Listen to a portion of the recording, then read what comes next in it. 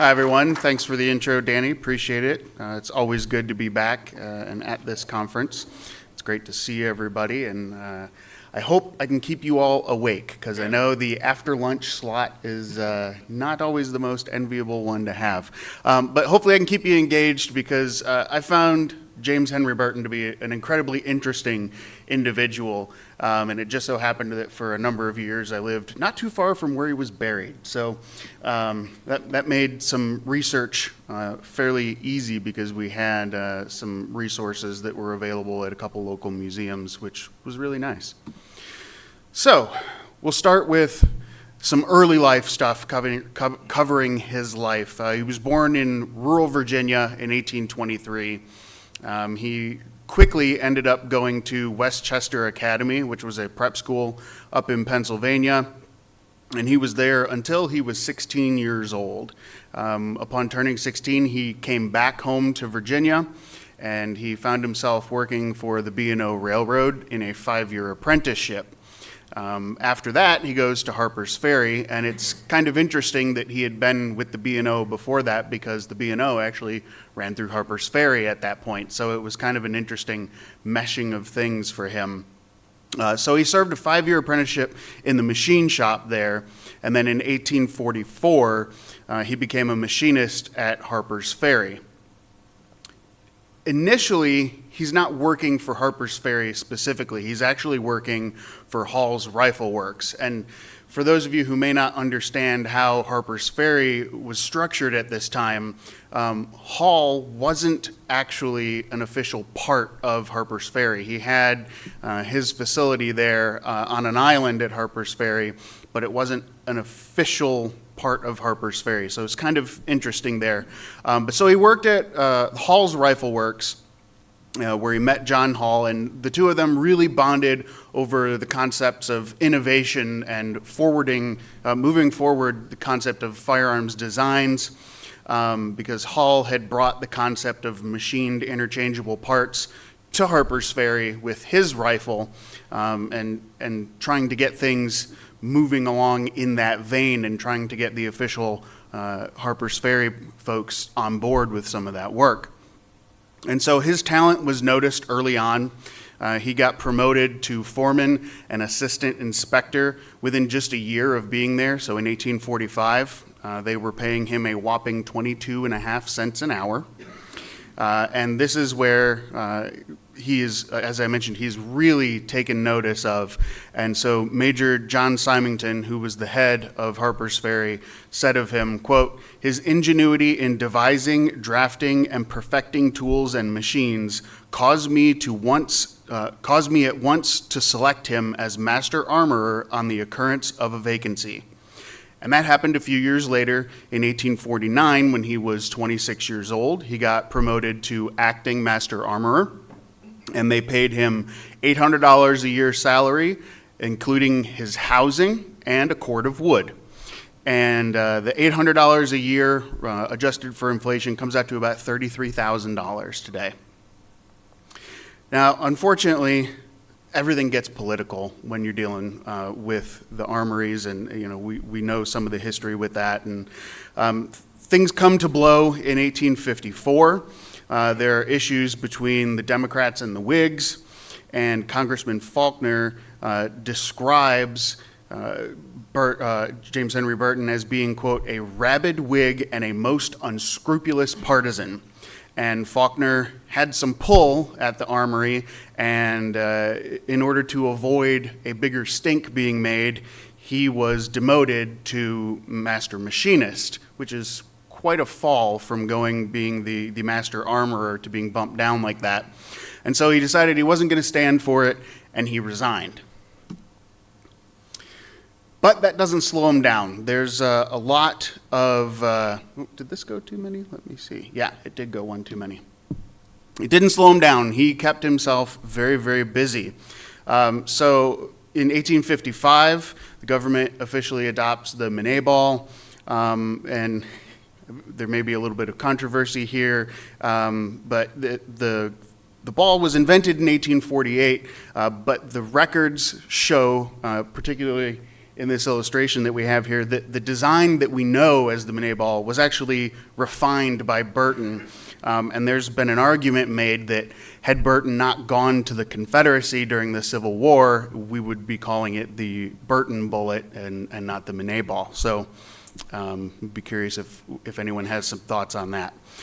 So he heads to Springfield Armory up in Massachusetts, and he is then hired as a consultant by the Ames Manufacturing Company.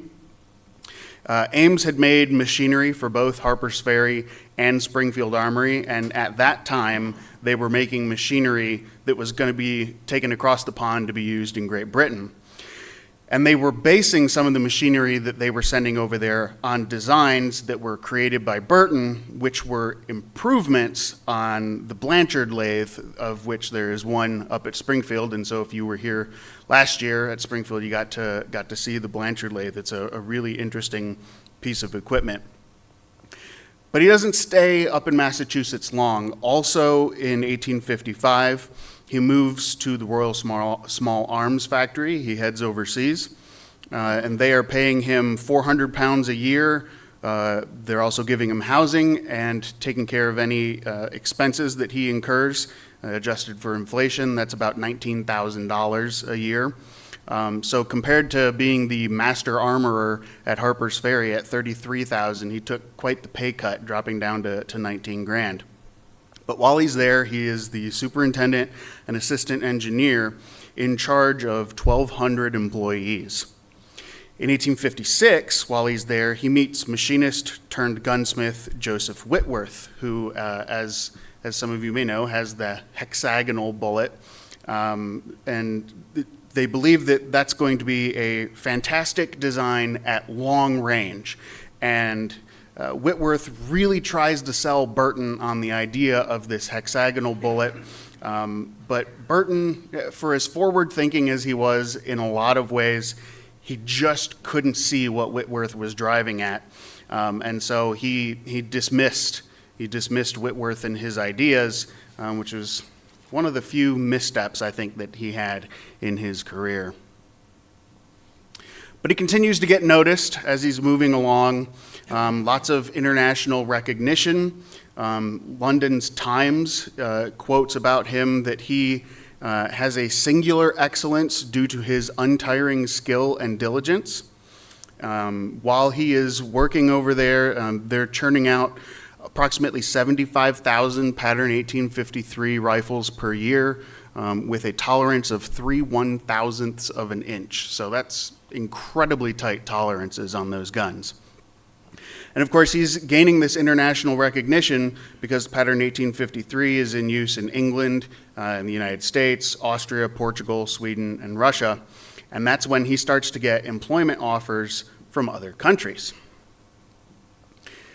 Now, we'll switch here a little bit. I want to talk about some family life before we get too far into things. He comes back to Virginia, and he gets married. He marries Eugenia Mawsey, and she is the daughter of Harper's Ferry residents George and Mary Mawsey. Of course, 1859 is an incredibly pivotal year.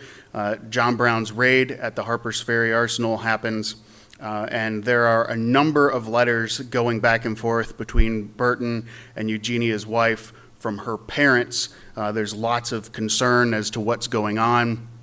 And so from one of their letters, there is a quote from Mary, his wife. She says, quote, "Last night a band of ruffians took possession of the town. Our men chased them in the river, and I saw them shot down like dogs. My dear husband shouldered his rifle and went to join our men. Even while I write, I hear the guns in the distance." So he's married 3 times. His first wife is Cornelia. They were together between 1844 and 50. Next, he marries Elizabeth, together for 6 years between 52 and 58. And then Eugenia, his longest marriage from 59 to 94. He has a whopping 17 children in total between the 3 wives. And the kids are involved in the arms trade too. Charles is working with Spiller and Burr, which is making revolvers for the Confederacy during the Civil War. His son James, by 1886, is working for an ammunition company up in Canada. And then, of course, the Burton that we're probably all most familiar with is Frank Burton, who worked for Winchester Repeating Arms. So back to our chronological stuff, we're dealing with war at this point. So in the summer of 1860, Burton resigns from Enfield. Now, publicly, he claims that the reason he has to resign and go back home to Virginia is that because he is in poor health because of the English climate. But privately, he heads home because he is wanting to help Virginia prepare for war. He's hired by J.R. Anderson and Company as a consultant. Anderson owns the Tredegar Iron Works in Richmond, Virginia, and he writes to Burton and says that he wants him because of his, quote, knowledge and influence in the industry. The goal there is to have Burton help restart the Virginia State Armory, or the Virginia Manufactory of Arms. Burton went there claiming that it was a labor of love because he certainly knew he was not going to get rich while working in that position. And while he's in Richmond there, that's when he works with Spiller and Burr on some of the pistol manufacturing, and that's how his son gets involved, because aside from working officially with Anderson, he's also helping fund some of the Spiller and Burr design that they're trying to get off the ground for the pistols for the Confederacy. 1861, of course, an absolutely pivotal year. In April, Virginia secedes from the Union, and Harper's Ferry is set ablaze by the Federal soldiers. In the fire, the arsenal loses 15,000 arms, and the buildings themselves are a total loss. And in the armory, they manage to control the flames, and they remove the machinery from the buildings. And Burton is the one who organized the collection of the machinery and removal of it from Harper's Ferry so that it can be used in a different location by the Confederacy. In June of 1861, Burton officially becomes the superintendent of the Richmond Armory, and it's there that he oversees production of firearms that are being made on the equipment that was captured at Harper's Ferry that he saw brought down to Richmond. By the end of 1861, he'd been promoted to lieutenant colonel, which put him in charge of all of the Confederate armories. Now, there are no photographs of Burton wearing his Confederate uniform, but this is his son, Arthur Greenwood, wearing the uniform in 1898 at the family home in Winchester, Virginia. In 1862, there's lots of travel for Burton. This is a recurring theme.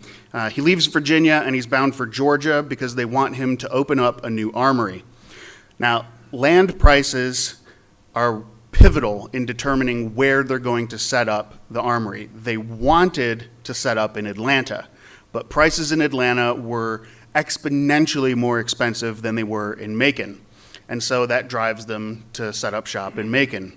They lease the Macon and Western Railroad Depot for $1,000 a year, and the goal is to churn out 75,000 rifles a year, which was the output that he was overseeing at Enfield. So he figured he was confident enough that they could put out the same production numbers there in the Confederacy, which is an incredibly lofty goal. It was an absolutely massive undertaking to build this, because even though they were leasing the depot, it was not enough of a facility for them to create the arms manufacture, so they had to undergo a huge construction project. The building of this took over, the building process took 750,000 board feet of lumber, 3 million bricks, 1,280 cubic feet of granite that was taken from Stone Mountain, and the result was to be 177,000 square feet of manufacturing space. The estimated cost was $780,000, and that did not include the equipment that they needed to put in the building. That was just the cost of the infrastructure to build the buildings that they needed to do the production. And so adjusted for inflation, that comes out to $24.2 million just in buildings. The staff there consists of 144 white individuals, and depending on the time frame, anywhere between 123 and 273 slaves. And it's at that time that the Spiller and Burr factory also moves with them. Summer of 1863, things obviously are not done at the armory. They are wanting for machinery, and so Burton heads over to England. He knows that they really, really need to get this facility up and running. And when he gets over to Enfield, he finds it kind of ironic that they are gearing up to make 8,000 Whitworth rifles, a design of which he had dismissed a few years earlier.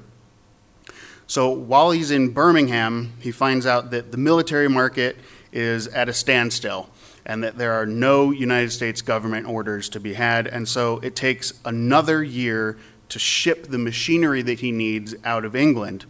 And unfortunately, once it leaves the British soil, that is not the end of his problems. Because of the blockades, the machinery that he needs ends up stuck in Bermuda, and it is stuck there for months. And this is a terrible, terrible inconvenience to him because he still cannot get this facility off the ground. And then Lee's surrender at Appomattox Courthouse happens April 9th of 1865. Officially, at this point, we consider the war to be over, and Burton's armory was never completed. They had spent a total of $2.1 million, or $40.5 million today, on a facility that was never used. They spent $1.2 million on buildings, $530,000 on small arms machinery, and $314,000 on gun stocks and revolver parts. And they just leave it behind. There's nothing they can do with it. And so eventually the roof fails, and the building is torn down a few years later. So all of that money was spent and resulted in absolutely nothing. So Burton finds himself held prisoner for his involvement with the Confederacy. In October of 1865, he does sign the Oath of Allegiance and receives a pardon from President Johnson. And the war may be over, but Burton is not slowing down in his desire to work in the arms industry. So he finds himself back over in England working for yet another armory, there for another 3 years up until 1868.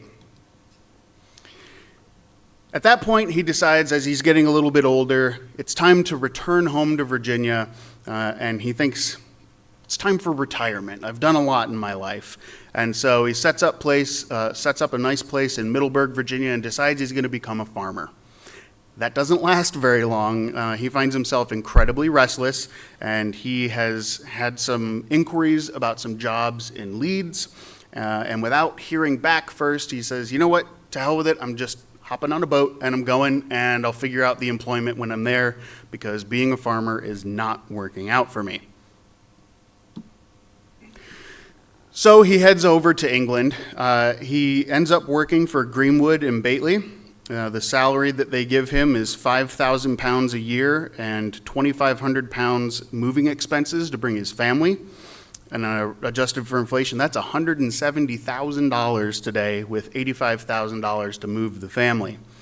The trunk that you see here, you can see that on the side of it, we've got JHB, and this is one of 7 trunks that went across the Atlantic with him to help move his family over there.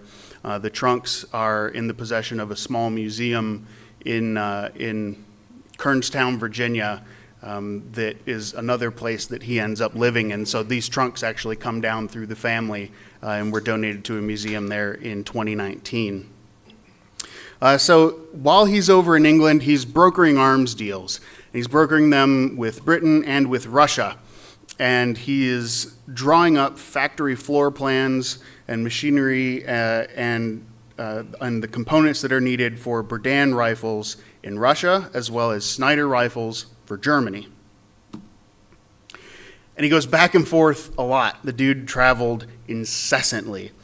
He returns to Virginia once again in 1873, citing health concerns. And at this point, unlike it was in 1860, it actually was health concerns. He finds himself living in Leesburg, Virginia. In 1875, he gets an offer to head up to Chicopee, Massachusetts, and is involved in the reorganization of the Ames Company that he had been part of much earlier in his career. He's named the superintendent there. But in April of 1875, he decides, well, let's give this farmer thing another go. And so he leaves Massachusetts, goes home, tries farming, but again gets restless. And by 1877, he goes back to England and is once again working with Greenwood and Batley. But then just 2 years later, he decides, okay, I think I've had enough, finally, I think, and heads back home to Virginia. That brings us to his final years, truly the final years. He settles in 1879. He buys a piece of property in Winchester called the Pritchard House. It's a 205 acre piece of property there that was actually on the Kernstown battlefield during the Civil War. So they live there until 1890 when his health is failing. He's no longer able to maintain the 200 acre property, and so they move into a house in town in Winchester that's called the Maples, and that house still stands. He passes away on October 18th, 1894 from pneumonia. His obituary lists him as, quote, generous, kind, public-spirited, and a man of great learning. He's buried in Mount Hebron Cemetery in Winchester, Virginia. And he really lived an exceptionally full life. The guy did a ton of stuff and had a lasting impact in terms of arms technology and all of the different nations that he was involved with, and his standardization and modernization. It creates an impact that we're still feeling today. And I think that's evident by the fact that, it's all these years later, and Danny says, I'm piqued by this, and if the guy hadn't had an impact, we wouldn't be talking about him here today. So I think he's an interesting guy that doesn't get the due that he deserves. So I hope you learned a little bit about Burton, and that maybe you'll seek him out in some of your future endeavors. So thanks so very much.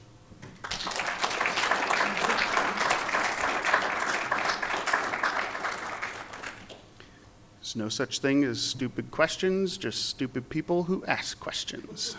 That's what my dad used to say. I missed the first couple of minutes, so hopefully you didn't cover this right up front. Did he write an autobiography, a memoir? Are there any papers of his left to dig into? What was your primary source? Yes, so a number of the original letters from the family, the archive is actually up at Yale. And so there was, as far as I know, there's only been one book written about him, but the majority of the material has come directly from the family papers that are up at Yale. It's interesting that they donated all the papers, but they kept the furniture. There was also a really cool folding top desk of his that local museum had. Got to sit at his desk. That was kind of cool. So. Just out of curiosity, you had mentioned that one of his sons worked for a Canadian ammo company at the time. Do you know exactly which company it was? Because around that time, it seems like it's like CIL and Dominion are the only ammo companies in Canada at the time. That's a good question, and I couldn't figure out which ammunition company he was working for. It wasn't specifically mentioned by name in any of the documents that I saw. So that's a great question. What province was it in? Do you know? That I don't know either. Yeah, I'd have to go back and look and see if it mentions what province it was in, but I do remember specifically being frustrated that they didn't mention the name of the company, because of course with all the other places that Burton was working, we know the names of those places. But yeah, so maybe the time frame would help narrow it down as to which one it was. I don't know of the two that you mentioned. Yeah, it's like around that time frame seems to be Dominion Ammo or CIL. Okay. This is really interesting. I'm struck with the resume that you have presented us, and thinking about resumes that I've gotten from people and seeing this like huge diversity of places, and then you look at them and say, wait, they didn't work there for long. Like, what happened?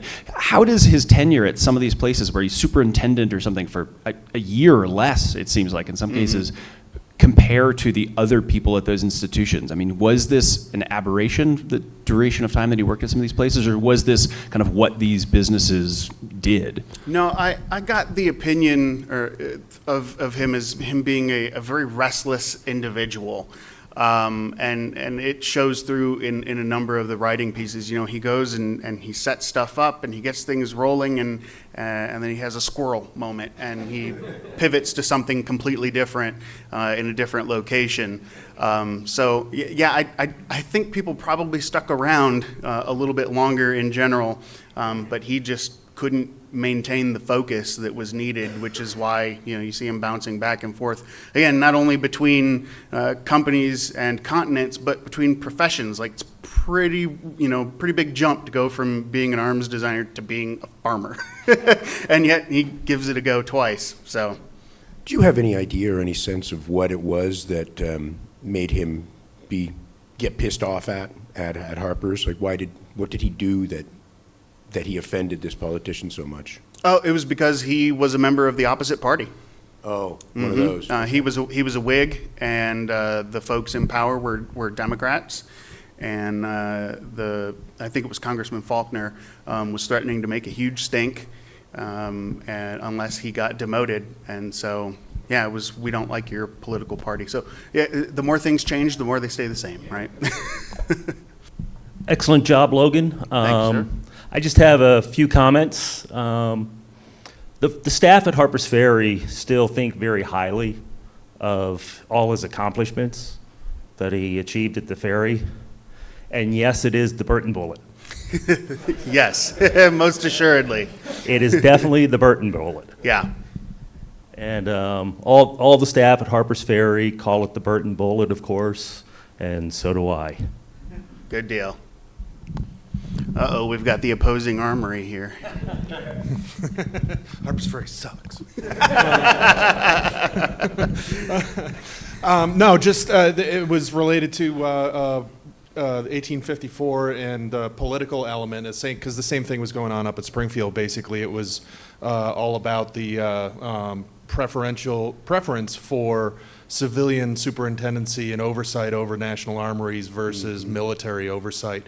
And the politics had shifted enough in the early 1840s that the Army was then allowed to put officers in charge of the armories, Major Ripley up at Springfield and Major Symington down at Harper's Ferry. But the political winds shifted back again in 1854, so the Whigs were out of favor, and thus the military superintendency preference went out of favor as well. So there was a bunch of turnover all over the place, and that's when Ripley left and actually civilian superintendency came back in until the Civil War, when pretty much the Army was in from then on after. But there was a whole bigger political winds going on in the mid-1850s. I think the unofficial term would be a brouhaha. Anybody else? All right, well, thank you guys so much. I appreciate it.